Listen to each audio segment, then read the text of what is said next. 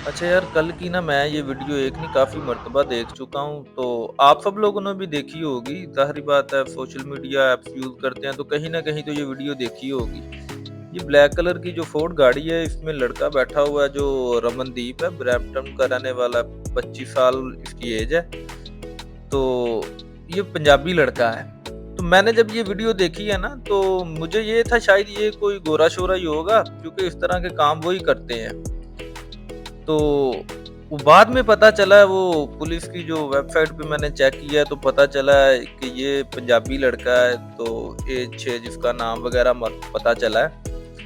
तो यार ये कारनामा वैसे थोड़ा नहीं, काफ़ी ज़्यादा ही गलत लगता है ये पंजाबियों के लिए, ख़ास तौर पर कि नाम तो पंजाबियों का ही आना है ना, वो इंडिया का हो, पाकिस्तानी हो, ठीक है? तो नाम आएगा पंजाबी बंदा था, ठीक है? तो ये काम जो है वो रेसिस्ट लोग करते थे। हाँ, तो अब ये पंजाबियों ने भी यही काम पकड़ लिया हुआ है, ठीक है?